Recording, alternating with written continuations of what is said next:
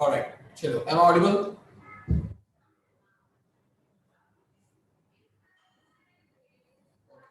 ठीक है, videos on कर सकते हो, वैसे पाप नहीं लगेगा। एग्जाम आने वाली है, मेरा श्राप लगेगा अगर वीडियो ऑन नहीं करोगे तो। सोच लो। आगे कशिश आएंगे ना, वो भी आएंगे, अभी तक जो नहीं मिले हैं वो बता देना मुझे। शैलेश सर की ड्यूटी है चैप्टर 4 के पूरे, बाकी ऐसा है तो मुझे एक मैसेज लिख के भेज जिसमें गालियां गालियां शैलेश सर को देने की, अपने आपने काम नहीं किया है। देख लो बच्चे कितनी गाली देते हैं, नाम नहीं बताऊंगा बस मैं करवा दूंगा, वो भी करवा दूंगा। Alright.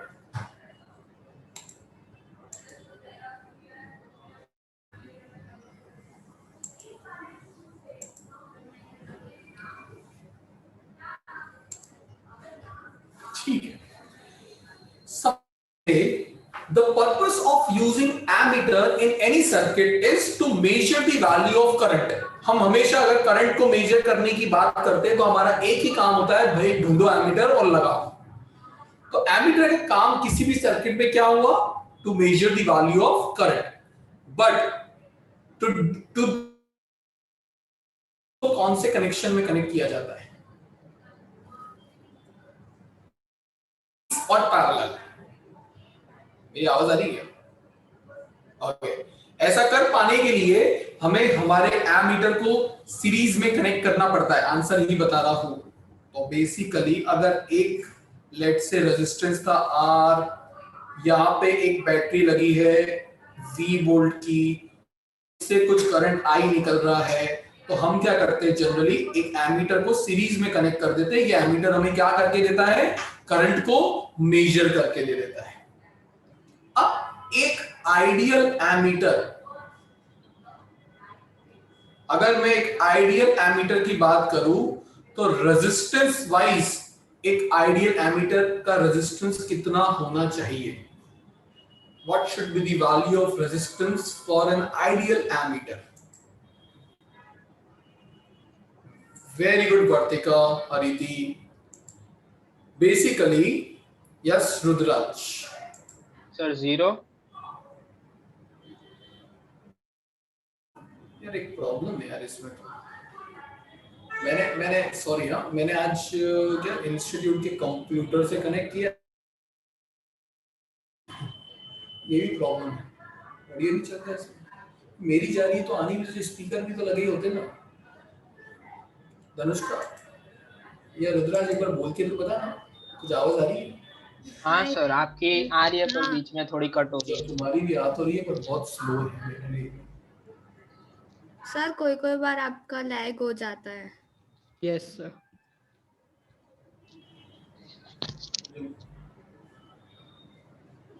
It's very feeble. कोई बात नहीं, तो मैं मोबाइल से भी कनेक्ट कर लेता हूँ।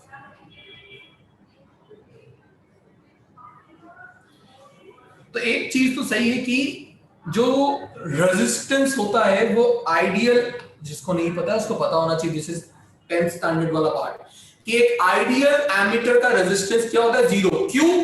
अगर मैं एक एमीटर हूं तो मैं करंट का वैल्यू तभी मेजर करूंगा जब वो पूरा करंट मुझ में से पास हो।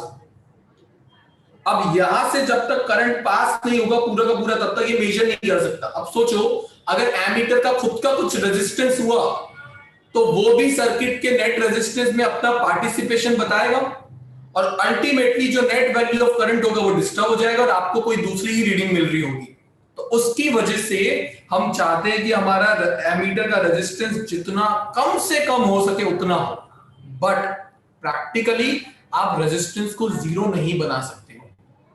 इसलिए कहा जाता है कि एमीटर से भी जो रीडिंग आप लोगे वो एक्यूरेट नहीं मिलेगा, बट नियर टू एक्यूरेट। ऐसा है कि जो मिलेगा उससे भी आपका बुरा तो नहीं होने वाला, आपको आइडिया लग जाएगा।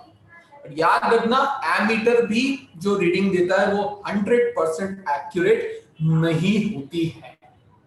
अब हम क्या करना चाहते हैं, हम चाहते हैं कि हम सर्किट में किसे लगाएं,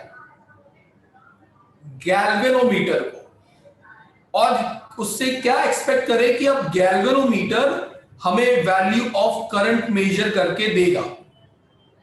हमारी एक्सपेक्टेशन गैल्वेनोमीटर की औकात से ज्यादा है, पर फिर भी हमने एक्सपेक्टेशन तो रखी है कि अब यही काम जो एमीटर ऊपर कर रहा था वो मुझे कौन करके दे, गैल्वेनोमीटर। क्यों हम एक गैल्वेनोमीटर को डायरेक्टली एमीटर की जगह यूज नहीं कर सकते? क्या क्या प्रॉब्लम्स हो सकती है जिसकी वजह से मुझे कन्वर्ट करना पड़ रहा है, मैं डायरेक्टली यूज नहीं कर पा रहा हूं? Question clear? तो उसका आंसर आपको सोच के बताना है। तब तक मैं अपना मोबाइल कनेक्ट कर लूं कि मेरे को आपके आंसर भी सुनाई दे।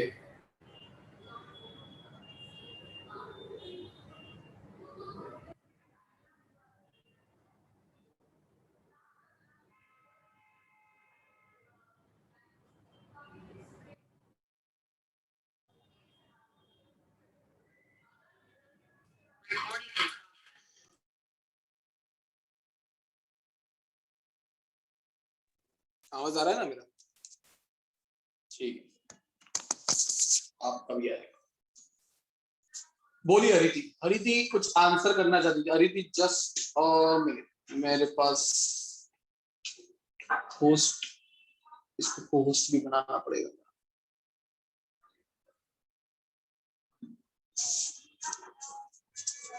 यस हरिति। सर गैल्वेनोमीटर एक शॉर्ट रेंज डिवाइस है तो ज्यादा बड़ा करंट मेजर नहीं कर पाएगा। परफेक्ट है, वेरी गुड। मैंने लास्ट क्लास में भी आपको एक बताया था कि galvanometer is a very short range device, मतलब काम करके देता है। छोटा करंट हुआ ना तो वो बताएगा कि 1 मिली एम्पियर है, 2 मिली एम्पियर है, 5 मिली एम्पियर है। बट अगर आपने उसमें एम्पियर्स की रेंज में करंट फ्लो करवा दिया तो उसकी कॉइल जलकर ही खराब हो जाएगी, उसका पॉइंटर मार मार के एक्सट्रीम पॉइंट पे खुद ही टूट जाएगा, सर फोड़ देगा अपना कि भाई मेरे से तो तुम वो एक्सपेक्ट कर रहे हो जो मेरी रेंज में ही नहीं आता है। तो उसकी रेंज छोटी होने की वजह से we can not use it directly in any circuit. दूसरा प्रॉब्लम क्या है, अभी जो मैंने बताया कि आइडियली रेजिस्टेंस कैसा होना चाहिए, 0। मतलब प्रैक्टिकली हम एक बहुत कम रेजिस्टेंस की बात कर रहे हैं, बहुत लेस रेजिस्टेंस की बात हो रही है कि अगर कोई भी एमीटर की जगह पे आएगा तो रेजिस्टेंस तो कम ही होना चाहिए। बट गैल्वेनोमीटर का resistance is significantly higher, not very high, but इतना तो है जिससे मेरी करंट की रीडिंग डिस्टर्ब हो जाएगी, मैं उसे डायरेक्टली यूज नहीं कर सकता। तो दो प्रॉब्लम है, इसके पास इसका खुद का रेजिस्टेंस भी है और रेंज भी बहुत कम है। इन्हीं दोनों चीजों को मुझे रिमूव करना है। अब रेंज बढ़ाने के लिए मैं कैलिब्रेशन का यूज करने वाला जो लास्ट क्लास में सिखाया था, और रेजिस्टेंस को रिड्यूस करने के लिए हम हमारे बचपन का एक कंसेप्ट यूज करेंगे, उसको मैं समझाता हूं एग्जांपल से। आप मुझे बताइएगा, अगर एक रेजिस्टेंस है 2 ओम और दूसरा रेजिस्टेंस है 3 ओम and they both are connected in parallel connection, then what will be the value of equivalent resistance? Parallel connection में अगर 2 और 3 दिए जाए तो आप सॉल्व कैसे करते थे 10th स्टैंडर्ड में? चैप्टर 3 में भी किया हुआ है, मैं करवा देता हूं भाई जिसको लगता है कि सर ये भी हमको तो नहीं आता है। पैरेलल में ये फॉर्मूला यूज किया जाता है 1/R1 प्लस 1/R2, इससे निकाला जाता है। जब आप वैल्यू R1 की 2 ओम्स रखोगे और R2 की 3 ओम्स, तो ये वैल्यू आपकी सॉल्व होने पर 6/5 ओम्स आनी चाहिए। 6/5 ओम्स मतलब 1.3 के अराउंड, ऐसा ही होगा। अब आप एक चीज समझो, मैंने आपको 2 रेजिस्टेंस दिए, एक का वैल्यू 2, एक का वैल्यू 3, बट जब दोनों पैरेलल में कनेक्ट हुए तो इनका इक्विवेलेंट छोटे वाले से भी छोटा आया। जो इक्विवेलेंट आ रहा है वो 1.3 है, और वो किससे छोटा है? दोनों में से जो छोटा था उससे भी छोटा, मतलब 2 ओम से भी छोटा रिजल्टेंट आ रहा है। तो जनरली एक फिजिक्स माइंडसेट आपका यही चलना चाहिए कि कभी भी किसी सर्किट के रेजिस्टेंस को कम करना हो तो जितने भी रेजिस्टेंस होते हैं उनको पैरेलल कनेक्शन में लगाना स्टार्ट करो, क्योंकि पैरेलल कनेक्शन में ये प्रॉपर्टी होती है कि जब उनको कनेक्ट किया जाएगा तो ओवरऑल सर्किट का रेजिस्टेंस सबसे छोटे वाले रेजिस्टेंस से भी छोटा हो जाएगा। तो अल्टीमेटली रेजिस्टेंस कम हो गया ना। अब इस चीज को मैं गैल्वेनोमीटर को एमीटर में कन्वर्ट करने के लिए कैसे यूज कर रहा हूं? हम क्या करेंगे यहां पर, हम गैल्वेनोमीटर के पैरेलल में एक बहुत छोटा वैल्यू ऑफ रेजिस्टेंस लगा देंगे, बहुत छोटा वैल्यू ऑफ रेजिस्टेंस। फिजिक्स में इस रेजिस्टेंस का नाम रखा जाता है शंट, SHUNT।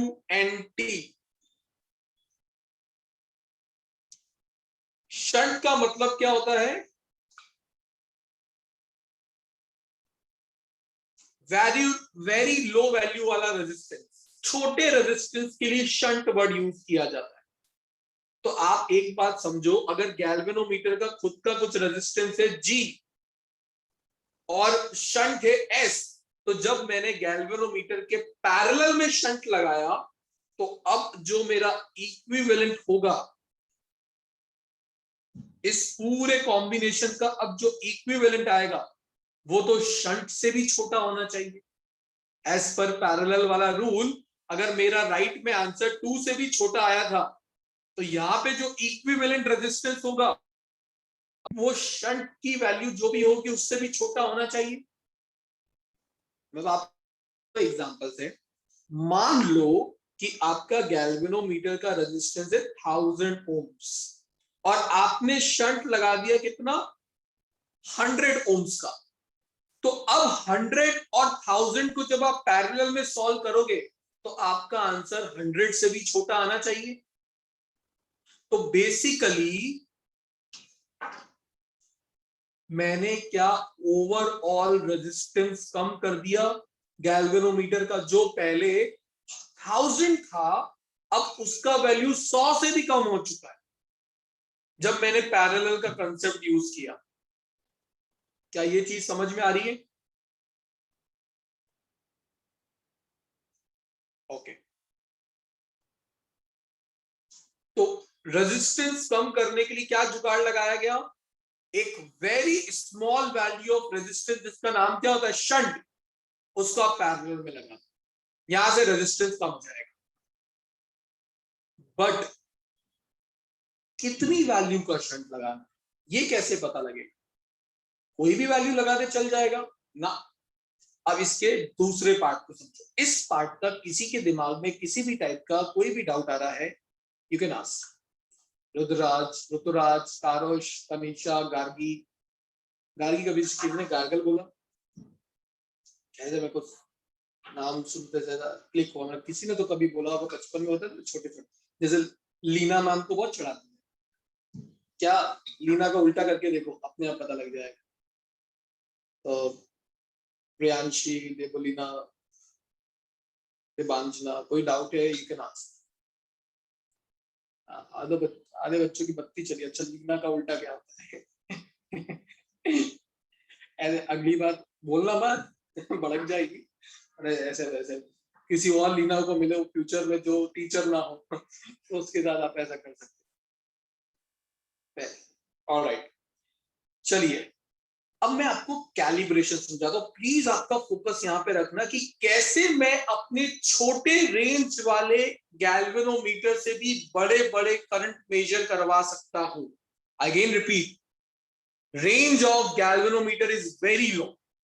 इतनी कम रेंज के साथ वो बड़े करंट तो डायरेक्टली मेजर नहीं कर सकता, पर एक तो जुगाड़ है जो मैं यहां लगा सकता हूं जो हेल्प करेगा। उस जुगाड़ को समझने के लिए आप लोगों को ह्यूमन बिहेवियर को भी समझना जरूरी है। एज ए ह्यूमन हम हमेशा उसी रास्ते को चूज करते हैं जिसपे ट्रैफिक कम। हमारा गूगल मैप भी आजकल उसी एआई पर वर्क करता है। आपका गूगल मैप आपको जो रास्ता बताता है वो 2 ऑप्शन देगा, ऑप्शंस देगा वो आपको, आपकी इच्छा आपको कौन सा चूज करना है। बट वो जो बताएगा वो वाला पहला ऑप्शन आपको वो लेस ट्रैफिक वाला ही बताएगा। उसके लिए भले ही आपको वो 4 किलोमीटर एक्स्ट्रा दौड़ा देगा, बट वो बताएगा वही जहां पर ट्रैफिक कम हो। क्योंकि जनरली जब ये चीज ऑब्जर्व की तो ये देखा गया कि एक पर्सन 2-4 किलोमीटर, अगर उसको 10-15 किलोमीटर भी ट्रैवल करना है तो वो 2 किलोमीटर एक्स्ट्रा ट्रैवल करने को रेडी हो जाता है अगर उसको लेस ट्रैफिक वाला रोड मिल रहा हो। तो यही चीज उन्होंने एआई में वर्क करवा के अपने गूगल मैप में डाल दी। क्यों? क्योंकि यार गाड़ी चलाना सीखोगे या चलाते होंगे तो अभी तो बच्चे हो, पर पता लगेगा। कभी बाइक चलाओगे, बार बार गियर वाली गाड़ी हो तो क्लच दबाओ छोड़ो, तो बहुत सर दर्द है। इससे अच्छा खाली रोड पे, इसलिए मजा आता है चलाने, क्योंकि ये सब चेंज करने की जरूरत नहीं पड़ती है। लॉन्ग ड्राइव तभी अच्छी होती है जब ट्रैफिक ना हो। तो ये लॉन्ग ड्राइव के कंसेप्ट में क्या होता है, वो ट्रैफिक भी जाना चाहिए। ट्रैफिक हुआ, पैर की एस्टेस जाएगी कार में और हाथ की बाइक में। सो करंट भी ह्यूमन बिहेवियर को ही फॉलो करता है। Current always takes the lowest resistance path. Current को भी ऐसे रास्ते पे जाना कम पसंद है जहां पे भीड़ ज्यादा हो। अब मैं भीड़ बोल रहा हूं तो लेमन लैंग्वेज, बट अगर मैं फिजिक्स की लैंग्वेज बोलूंगा दैट मींस ज्यादा रेजिस्टेंस वाले पाथ पर करंट जाना पसंद नहीं करता है।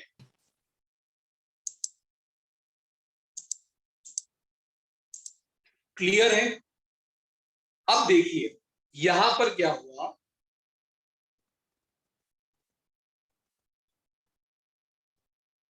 जो करंट मेरा बैटरी से निकल रहा है वो कितना है, आई। जब तक पैरेलल में, मैं इसको थोड़ा क्लियर करके दिखाता हूं, ये हटा देते अपने ऑरेंज वाला पार्ट, सब हटा देते।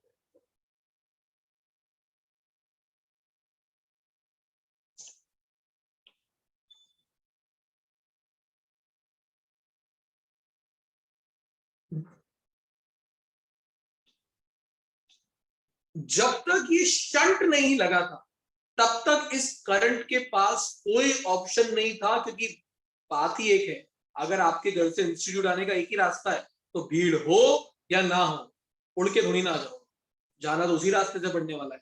बट अगर आपके घर से इंस्टीट्यूट आने के 2 रास्ते हो तो हमेशा वही चूज करोगे जिसपे रेजिस्टेंस कम है। करंट के केस में क्या होगा कि अगर ये पैरेलल में शंट नहीं लगा होता तो उसको पूरा गैल्वेनोमीटर में से पास होना पड़ता, और गैल्वेनोमीटर वहां पे पटाके बोल जाते, क्योंकि करंट बहुत बड़ा होता है और गैल्वेनोमीटर की औकात ही नहीं इतना मेजर करने की। बट जब मैंने करंट को दिया चॉइस, लाइफ में चॉइस कभी अच्छे भी होते कभी खराब भी होते हैं, यहाँ पे अच्छा है उसके लिए। तो क्या होगा, ये करंट के पास इस जंक्शन पर आके 2 रास्ते हो गए। अब क्या होगा, क्योंकि मैंने कहा शंट एक बहुत छोटा है, वैल्यू ऑफ रेजिस्टेंस है, तो majority of the current pink वाले पाथ से जाएगा, और बहुत छोटा वैल्यू ऑफ करंट ही किसमें से पास होगा, गैल्वेनोमीटर में से। तो जो करंट गैल्वेनोमीटर में से पास हुआ उसको क्या नाम दे दिया मैंने, IG, that is current across galvanometer. और अगर टोटल करंट आई था तो नीचे से कितना गया होगा, आई माइनस आईजी। तो बचा हुआ जो मेजर करंट था वो शंट के थ्रू होता हुआ दूसरी तरफ चला गया। क्या ये समझ में आया? ऑलराइट, अब आपको कैलिब्रेशन समझाता हूं। मान लेते हैं कि जो करंट आ रहा था इनपुट में वो कितना था, 1 एम्पियर, 1 एम्पियर का करंट आ रहा है। बट आपका जो गैल्वेनोमीटर है उसकी मैक्सिमम रेंज कितनी थी मेजर करने की, only 10 milli ampere. 0 1 2 3 4 5 6 7 8 9 10 milli ampere, बीच में कहीं होगा 5 मिली एम्पियर। ये सिर्फ इतना ही मेजर कर सकता है, ये इसकी निडल हो गई। अब देखो, जब मैं इनपुट से 1 एम्पियर का करंट फ्लो करवाता हूं तो क्या पूरा वो गैल्वेनोमीटर में से पास होता है? नहीं, गैल्वेनोमीटर में से इसका एक छोटा सा पोर्शन पास होगा, बाकी पूरा शंट के थ्रू पास होने वाला है।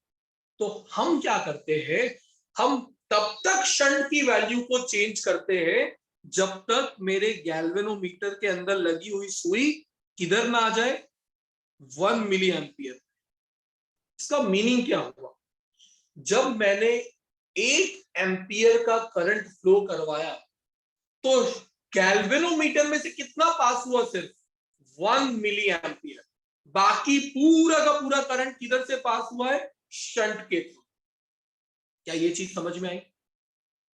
अगली बार जब मैं 2 एम्पियर का करंट फ्लो कराऊंगा, नेक्स्ट टाइम जब मैं 2 एम्पियर का करंट फ्लो कराऊंगा, तो उस वक्त गैल्वेनोमीटर की सुई कहां पे जाएगी? 2 मिली एम्पियर पे। मतलब बाकी पूरा का पूरा करंट शंट से पास होने वाला है। तो एक कैलिब्रेशन क्या बैठा कि 1 milli ampere is equivalent to 1 ampere input current. मतलब जब हम इनपुट में 1 एम्पियर डालते तो गैल्वेनोमीटर में कितना पहुंचता है? उससे 1000 गुना कम, 1000 टाइम्स कम, 1 मिली एम्पियर। अब इससे हुआ क्या? आप 10 एम्पियर तक का करंट जब तक फ्लो कराते हो तब तक इसकी सुई कहां तक आती है? मैक्सिमम 10 मिली एम्पियर तक।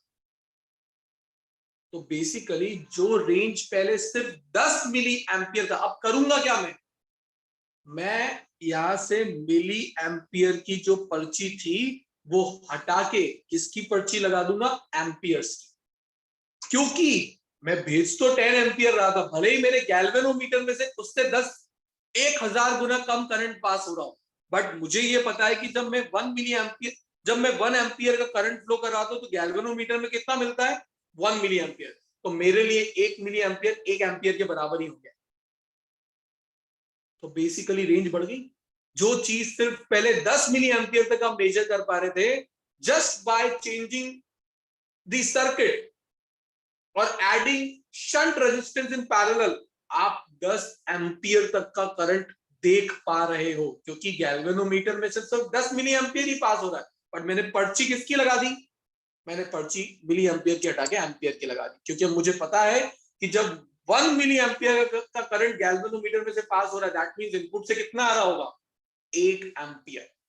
जो मैंने आपको लास्ट क्लास में ब्रिज वाला कंसेप्ट बताया था कि ब्रिज पर खड़ा व्यक्ति, पर्सन, एक कार देखता है, पर उसको पता है एक कार एक नहीं थी, 10 के बराबर थी, क्योंकि 9 नीचे से जा चुकी थी।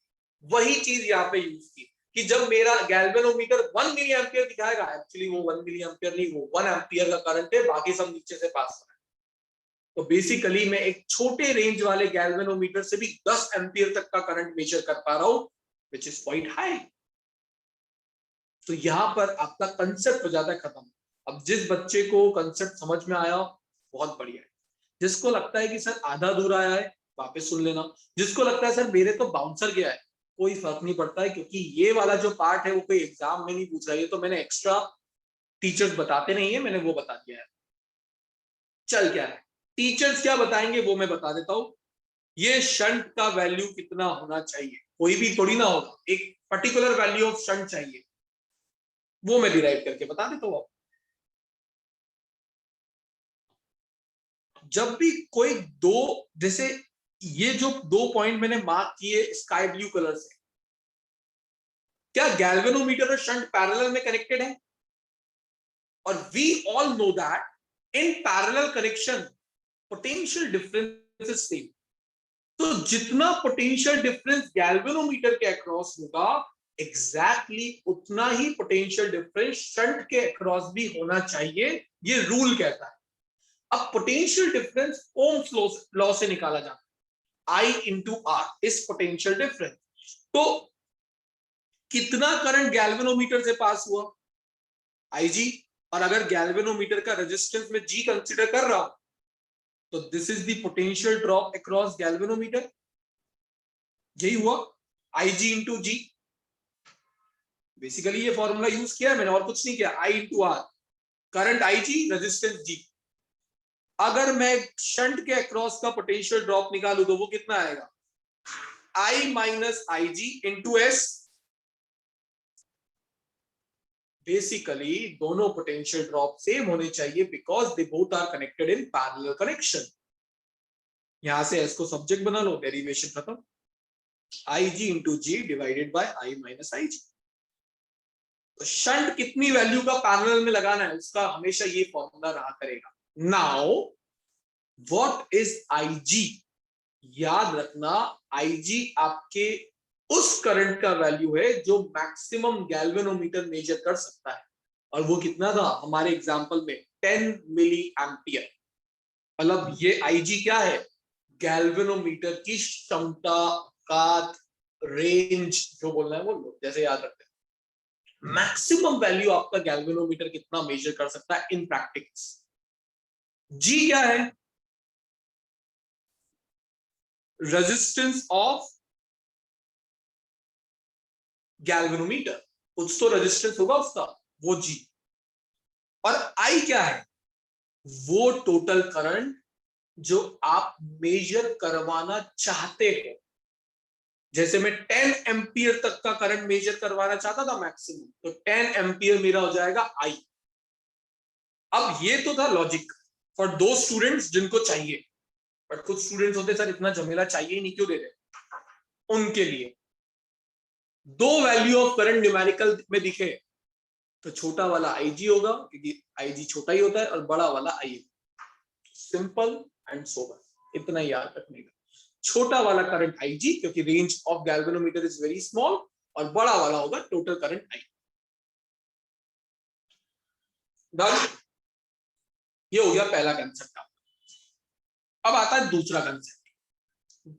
इसी गैल्वेनोमीटर को वोल्ट मीटर में कन्वर्ट करना हो तो क्या जुगाड़ बिठाया जाए? छोटी सी चीज है, जिस तरीके से एक एमीटर का आइडियली रेजिस्टेंस 0 होना चाहिए था, क्योंकि वो पूरा करंट अपने में से पास करवाता है, वैसे ही एक वोल्ट मीटर का रेजिस्टेंस इन्फिनिट होना चाहिए आइडियली। अगर एक वोल्ट मीटर का रेजिस्टेंस इन्फिनिट होगा तभी वो exact value of potential difference को मेजर कर पाएगा। अब जिन्होंने 10th में इस पे ध्यान दिया था उनको पता है, बट आप में से 50% स्टूडेंट ऐसे होंगे सर इन्फिनिट क्यों होना चाहिए, समझ नहीं आया। तो मैं आपको वो भी थोड़ा सा फीलिंग दे देता हूं डायग्राम के, तो आपको पता लग जाए। सपोज करो ये एक रेजिस्टेंस है, यहां पे एक बैटरी लगी है 20 वोल्ट की, और बैटरी से कुछ करंट निकल रहा है आई। जनरली ये सबको पता होता है, if you want to measure the potential difference between any two points, आप वोल्ट मीटर को पैरेलल में लाके लगा देते हो। ये पता है सबको। जिस तरीके से एमीटर सीरीज में कनेक्ट होता है, वैसे वोल्ट मीटर क्या होगा? पैरेलल। पोटेंशियल डिफरेंस मेजर करने का तरीका ओम्स ने क्या बताया था? आई इंटू आर। तो जितना करंट मेरे इस रेजिस्टेंस से पास हो रहा होगा, वो करंट इनटू रेजिस्टेंस करूंगा तो इन दो पॉइंट्स के बीच का पोटेंशियल डिफरेंस मिल जाएगा। वही आपको कौन बताता है? Volt meter. बट प्रॉब्लम्स को समझो, जब तक ये वोल्ट मीटर नहीं लगा था तब तक तो पूरा करंट रेजिस्टेंस में से पास हो रहा था। बट जैसे ही पैरेलल में आपने वोल्ट मीटर लगाया, एक प्रॉब्लम क्या आया कि अब कुछ अमाउंट ऑफ करंट ऊपर भी तो जा रहा होगा। अब अगर कुछ ऊपर गया है तो ऑब्वियसली बात है आर के अक्रॉस कुछ कम गया होगा। अगर आर के अक्रॉस कुछ कम करंट गया है तो आई इंटू आर करके जो पोटेंशियल डिफरेंस मिलेगा वो क्या एक्यूरेट मिलेगा इस केस में? नो, उसकी वैल्यू कुछ गलत मिलेगी, आपको कम मिलेगी एक तरीके से, क्योंकि आई कम हो चुका है। समझ आ रहा है? इसलिए आपको बताया जाता था कि अगर आप, वापस से मैं समझा देता हूं, देखो, जब तक, जिसको नहीं समझ में आया, जब तक ये सिर्फ रेजिस्टेंस था यहां पे, तब तक तो आई इंटू आर करके आपको पोटेंशियल ड्रॉप मिल जाएगा। बट अगर मैंने यहाँ पे उसी पोटेंशियल को मेजर करने के लिए एक डिवाइस पैरेलल में लगाया, तो अब जो टोटल करंट आई आ रहा था उसका कुछ पोर्शन का शेष इस ब्रांच से ऊपर चला जाएगा, और बचा हुआ आर के अक्रॉस जा रहा होगा। मान लेते हैं कि ये टोटल करंट शुरू में था 10 एम्पियर, एग्जांपल से ही समझोगे 10 एम्पियर था शुरू में, पूरा का पूरा 10 एम्पियर इसमें से पास होता है, पूरा का पूरा। तो 10 इंटू जो भी आर का वैल्यू होगा तो आपको 2 पॉइंट्स के बीच का पोटेंशियल ड्रॉप मिल जाता था। बट अब क्या हुआ, जब मैंने ये पैरेलल में कनेक्ट किया तो 10 में से 9 एम्पियर इधर जा रहा है या 8 एम्पियर इधर जा रहा है, 2 एम्पियर ऊपर चला गया।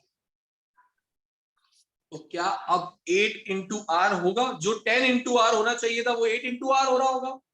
बेसिकली वैल्यू तो गलत मिली ना, कम मिली आपको। तो इसलिए कहा जाता था if you want to measure the exact value of potential difference, आपको पोटेंशियोमीटर का यूज करना पड़ता है इंस्टेड ऑफ वोल्टमीटर, जो चैप्टर 3 में पढ़ा था।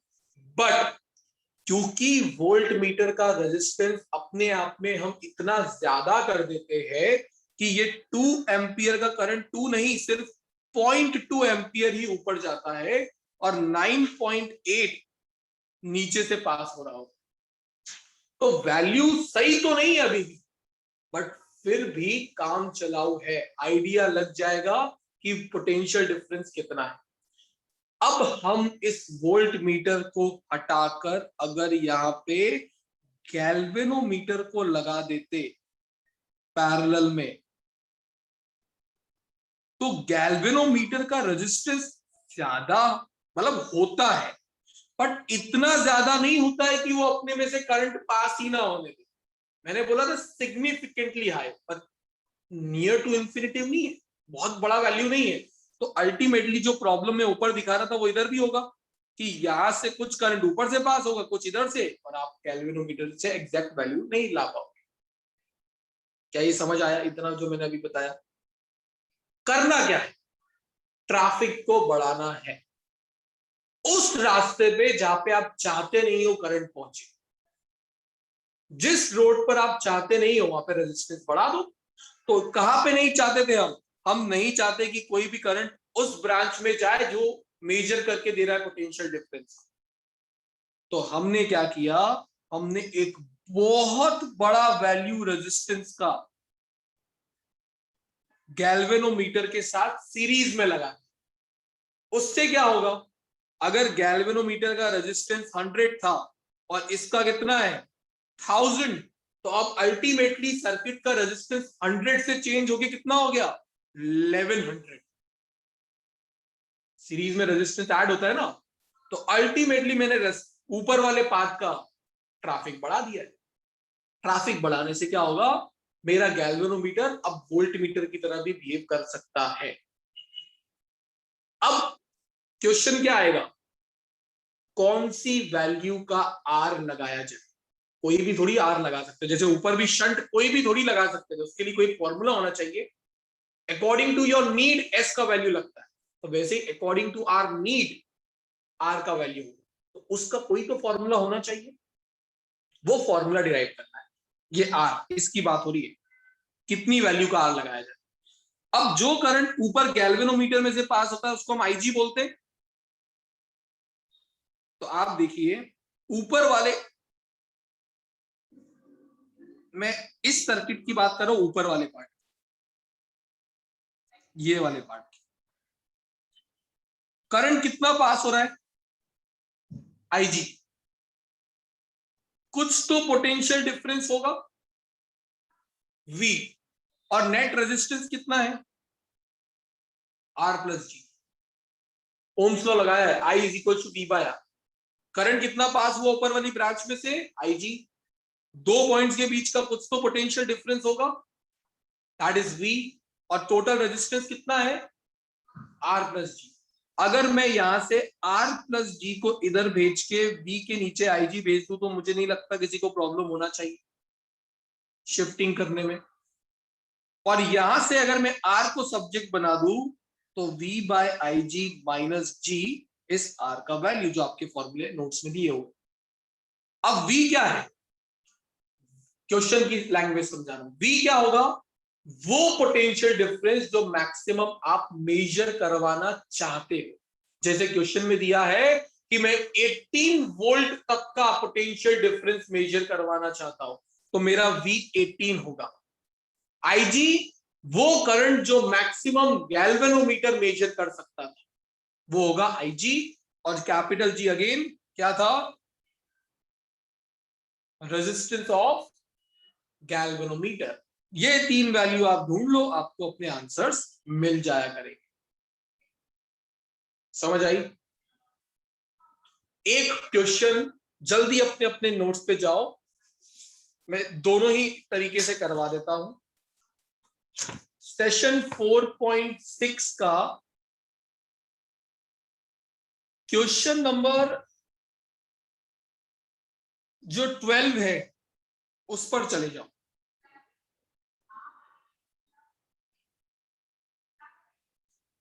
क्वेश्चन नंबर 12 ये होगा सीबीएसई का, और आई थिंक 10 के अराउंड होगा, नहीं 18 है, 18 जीएसीबी में होगा। मैं क्वेश्चन की लैंग्वेज रीड कर रहा हूं, देख लेना। अ galvanometer coil has a resistance of 12 ओम। यही है। सीबीएसई और जीएसीबी में डिफरेंस क्या है? सीबीएसई के जो नोट्स है उसमें गैल्वेनोमीटर टू एमीटर वाला केस है, और सेम वैल्यू के साथ जीएसीबी में गैल्वेनोमीटर टू वोल्ट मीटर वाला केस। मैं दोनों करवा देता हूं तो आपकी दोनों को समझने की प्रैक्टिस। तो क्वेश्चन रीड कर रहा हूं पहले, मेरे पास सीबीएसई वाले नोट्स खुले हुए हैं। अ galvanometer coil has a resistance of 12 ओम। जितना मैंने अभी सिखाया, गैल्वेनोमीटर का रेजिस्टेंस कैपिटल जी से रिप्रेजेंट करते हैं, और वो कितना है? 12 ओम। दोनों के नोट्स में ये 12 ओम ही। And a meter shows full scale deflection for a current of 3 milliampere. Full scale deflection, full scale deflection का मतलब गैल्वेनोमीटर की मैक्सिमम औकात कितनी है मेजर करने की, that is it's full scale deflection. कितना? हमारे एग्जांपल में 10 मिली एम्पियर, इधर वाला कितना है? 3 मिली एम्पियर। ना सीबीएसई के नोट्स के अकॉर्डिंगली क्या बोला है? How will you convert galvanometer into ammeter of range 0 to 18 ampere? अगर आपको अपने गैल्वेनोमीटर को एमीटर में कन्वर्ट करना है, रेंज कितनी? मैक्सिमम 18 एम्पियर तक का करंट मेजर करवाना है, तो बताओ उसके लिए शंट का वैल्यू कितना लेना है? और जीएससीबी में वोल्टेज दे दिया गया है कि अगर आपको 18 वोल्ट तक का पोटेंशियल डिफरेंस मेजर करवाना है, तो बताओ उसके लिए आर का वैल्यू कितना हो। तो मैं दोनों को डिवाइड कर देता हूं। CBSE galvanometer to ammeter, GSEB galvanometer to volt meter. G और आईजी ये दोनों के लिए सेम थे। क्या चेंज हो रहा है? यहां पे आई का वैल्यू 18 एम्पियर लेना है, और यहां पे वी का वैल्यू 18 वोल्ट लेना है। समझ आया?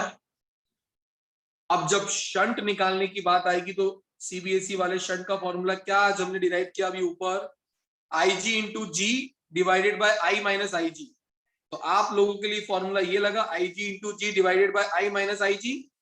एंड फॉर जीएससीबी स्टूडेंट्स आपको R निकालना है, और R का अभी ऊपर फॉर्मूला कितना निकाला? ये रहा, V by I G minus G. Value सब गिवन है, पुट कर दो। IG का value 3 into 10 raise to the power minus 3 into G का वैल्यू यहाँ पे 12 है, divided by 18 minus 3 into 10 raise to the power minus 3, और इधर R V आपका 18 है, 3 into 10 raise to the power minus 3 minus 12। याद रखिएगा, मैंने आपको बताया IG का वैल्यू बहुत छोटा होता है I से। अभी देखो 18 एम्पियर आई है, और IG कितना है? 3 milli ampere. You can ignore, आप यहां पे दिखाओ कि आपने माइनस किया है, बट अगर 18 में से मैं माइनस 0.003 करूंगा, क्या फर्क पड़ता है? ऑलमोस्ट वैल्यू तो 18 के नजदीक ही है, तो सॉल्व करते वक्त 18 लेके ही सॉल्व कर देना, सिर्फ दिखाओ कि वहां पे आपने वैल्यू रखी है उसकी IG की। सेम जीएससीबी के लिए भी, जब उनको ये वाला इस टाइप की क्वेश्चन आता है। तो यहां पर आपका क्वेश्चन हो जाता है खत्म। तो अपनी अपनी गिवन डेटा लिख के रखो, ठीक है। एक क्वेश्चन और करवा रहा हूं, 10 मिनट मेरे पास है, 7:40 तक मैं ले सकता हूं, फिर 30 मिनट का टेस्ट है आपका टिल 8:10। कोई डाउट है? अच्छा ये पूछना भूल गया मैं, किसी को डाउट है? पाकू? चलिए next, for CBSE question number 13, for GSEB 19।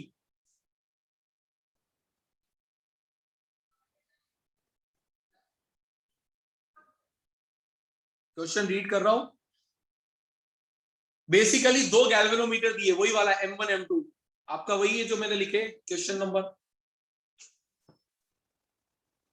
2 moving coil galvanometer है, एक है M1, दूसरा है M2। अब दोनों के लिए डेटा क्या क्या दिया है वो लिख लें। M1 के लिए आपको R1 का वैल्यू, मतलब उसकी जो रेजिस्टेंस है अंदर का, वो दिया है 10 ओम्स। N1 का वैल्यू दिया हुआ है आप लोगों को 30, that is number of turns. Area coil का दे दिया गया है 3.6 into 10 raised to the power minus 3 meter square, and the value of magnetic field is also given, which is 0.25 Tesla. Similarly, इधर R2 का वैल्यू दे दिया गया है 14 ओम्स, N2 का वैल्यू दे दिया गया है 42, A2 का वैल्यू दे दिया गया है 1.8 into 10 raised to the power minus 3 meter square, and magnetic field का वैल्यू V2 इस केस में दिया है 0.5 टेस्ला। कोई वैल्यू रॉन्ग लिखी हो तो बता देना, सही है। चुपके से नीचे ब्रैकेट में एक स्टेटमेंट दे दिया, the spring meter both the galvanometer are identical when it comes to spring। मतलब दोनों की गैल्वेनोमीटर में सेम स्प्रिंग यूज हुई। जब सेम स्प्रिंग यूज होती है तो दोनों के स्प्रिंग कांस्टेंट भी सेम होंगे। अगर स्प्रिंग कांस्टेंट सेम हुए तो K1 का वैल्यू K2 के बराबर ही होगा, और वो K ही ले सकता हूं मैं। इधर भी K1 is equal to K2 is equal to K। तो सिर्फ स्प्रिंग सेम है, बाकी सब अलग अलग हो रहे हैं। निकालने को क्या बोला है? निकालने के लिए बोला है करंट सेंसिटिविटी। अब जिसने लास्ट क्लास में वो पैराग्राफ पढ़ने में जोर दिखाया होगा उसको फॉर्मूला भी याद नहीं होगा। अपने अपने नोट्स के पॉइंट नंबर 2 में जाओ, क्या कोई फॉर्मूला दिखता है करंट सेंसिटिविटी का? करंट सेंसिटिविटी को डिफाइन किया जाता है कितना डिफ्लेक्शन पर यूनिट करंट वो दिखाता है आपका galvanometer, that is your current sensitivity. देख लो भाई, मनी आइस देख ले, इसने बता दिया। सो फॉर्मूला करंट सेंसिटिविटी का आपको डिराइव किया गया था deflection produced per unit current. अब इस डिफ्लेक्शन को मैंने डिराइव करवाया था, पेज यही था, देखो ऊपर देखो, ऊपर देखो। ये डिफ्लेक्शन का फॉर्मूला क्या आया था पिछली क्लास में? NIAB/K। अगर इस वैल्यू को करंट से डिवाइड कर दूंगा तो मेरा करंट सेंसिटिविटी आ जाएगा। तो N वैल्यू वाइज N के बाद KB/K,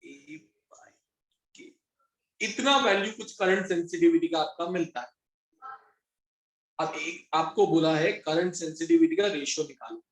तो फर्स्ट वाले केस में जो करंट सेंसिटिविटी होगी वो उसको IS1 नाम दे दो, और सेकंड वाले की करंट सेंसिटिविटी को IS2 नाम दे दो। IS1 का वैल्यू क्या होगा? N1 B1 A1/K1 ना लिखो तो चलेगा ना, क्योंकि K1 K2 तो K के बराबर ही है, डिवाइडेड बाय, लिखते जाओ साथ साथ में, N2 B2 आ गया A2/K।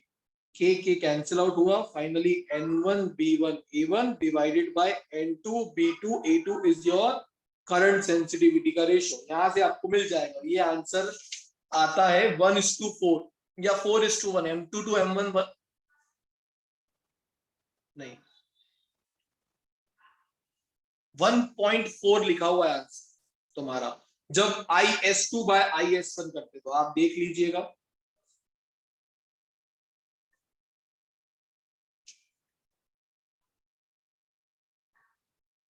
10/14 के आसपास आएगा। 10/14 मतलब 5/7। तो यहां से आपका ये वैल्यू 5/7 के आसपास आ जाना चाहिए। आसपास देख लेना। कोई डाउट यहां तक? निकाल पाओगे वैल्यू पुट करके? तो ओके। अगले पार्ट में बोला है वोल्टेज सेंसिटिविटी का रेशियो निकालना। वोल्टेज सेंसिटिविटी का फॉर्मूला होता था deflection produced per unit potential difference. तो डिफ्लेक्शन का फॉर्मूला क्या आया था? NBA/I/K। ये तो फाइ ऊपर डिराइव किया था। और ओम्स लॉ से V क्या होता है? IR। I से I cancel, NBA/K into R।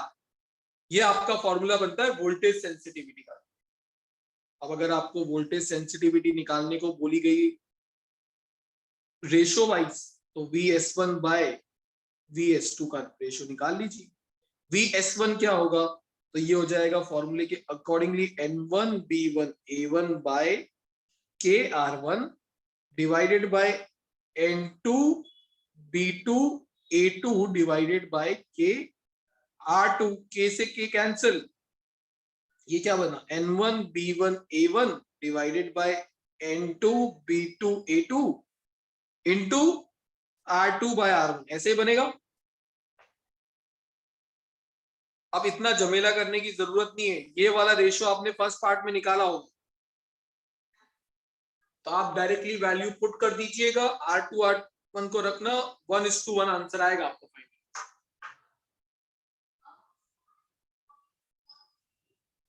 ये वोल्टेज सेंसिटिविटी की होगी।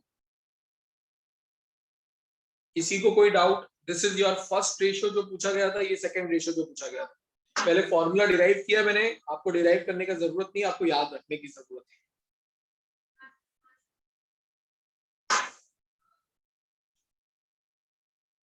डन। स्टिल मेरे पास 5 मिनट है, 2 मिनट तो यूज कर ही सकता हूँ। एक और न्यूमेरिकल, सिर्फ 2 मिनट यूज करूंगा, इससे ज्यादा नहीं। क्वेश्चन नंबर 9 CBSE का और 17 GSEB का। उसको करने के पहले इधर देखो सब, पहले इधर देखो, इधर देखो, इधर देखो, इधर देखो। चलो चलो चलो, यहां पे वोल्टेज सेंसिटिविटी का फॉर्मूला ये आया। कितना पार्ट रिप्लेस किया जा सकता है IS से? NBA/K। तो यहां से आप बोल सकते हो वोल्टेज सेंसिटिविटी इज नथिंग, किसके बराबर होती है? Current sensitivity by R। R को छोड़ के बाकी सब ये रिलेशन याद रखना। GSEB आपके MCQ में भी होगा ये, और आप लोगों को भी CBSE में MCQ में आ सकता है कि what is the ratio of voltage sensitivity by current sensitivity. बोल देना 1/R, और उल्टा बोले तो R। ये फॉर्मूला यूज करूंगा मैं। कोई डाउट इसमें जो मैंने बोला?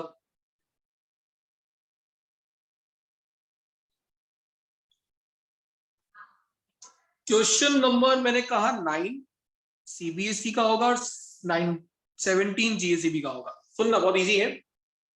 To increase the current sensitivity for a moving coil galvanometer by 50%। Basically 50% से अगर आपको अपने वो गैल्वेनोमीटर की करंट सेंसिटिविटी को बढ़ाना है, तो आपको उसका रेजिस्टेंस ट्वाइस करना पड़ेगा। नेक्स्ट स्टेटमेंट में ये लिखा हुआ है। To increase the current sensitivity for a moving coil galvanometer by 50%, its resistance is increased so that new resistance becomes twice its initial resistance. जब आप ऐसा करते हो तो बताओ वोल्टेज सेंसिटिविटी कितने अमाउंट से बढ़ेगी। क्वेश्चन में क्या करना है वो नहीं सोचना, आपको ये देखना है कि आपको पहले क्वेश्चन समझ आया कि नहीं। अगर हमारा गैल्वेनोमीटर की इनिशियल करंट सेंसिटिविटी को मैं CS से रिप्रेजेंट कर रहा हूं अभी के लिए,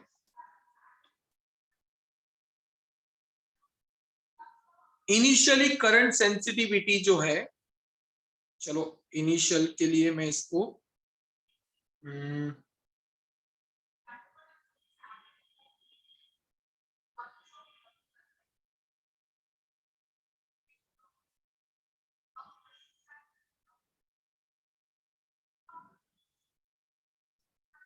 इनिशियल करंट सेंसिटिविटी क्या है? CS, current sensitivity. तो फाइनल करंट सेंसिटिविटी कितनी होगी? इनिशियल प्लस 50% ऑफ इनिशियल, 50% तो बढ़ानी थी ना अदिति, इधर ध्यान दो। तो ये है करंट सेंसिटिविटी CS और 0.5 CS। तो मेरा फाइनल आंसर कितना आया? 1.5 CS। मतलब 50% से जब आपने करंट सेंसिटिविटी को बढ़ाया तो बढ़ के कितनी हो जाएगी? 1.5 CS। किसी को इसमें डाउट है? ये आपकी नई करंट सेंसिटिविटी आई, जिसको मैं C' से रिप्रेजेंट कर। नया रेजिस्टेंस कितना है? पुराने से डबल। तो बताओ नई वोल्ट। अब आप हमें ये पता है, we know that voltage sensitivity is equals to current sensitivity by R। क्या अभी ये ऊपर बताया मैंने कि वोल्टेज सेंसिटिविटी जो होती है वो current sensitivity divided by R होती है। ये तो पुरानी हो गई। तो नई वोल्टेज सेंसिटिविटी कितनी होगी? तो मैं बोलूंगा नया करंट सेंसिटिविटी डिवाइडेड बाय नया रेजिस्टेंस। लिख सकता हूं ऐसा। अब नई करंट सेंसिटिविटी कितनी मिली ऊपर? 1.5 टाइम्स इनिशियल करंट सेंसिटिविटी। और नया रेजिस्टेंस R' कितना मिला? 2 टाइम्स। तो क्या यहां पर मैं 15/20 लिख दूं और यहां पे मैंने लिख दिया current sensitivity by R। Point हटेगा तो नीचे 20 हो जाएगा। 15/20 इज नथिंग बट 3/4, यही होता है। और from equation number 1 CS by R क्या इनिशियल वोल्टेज सेंसिटिविटी है?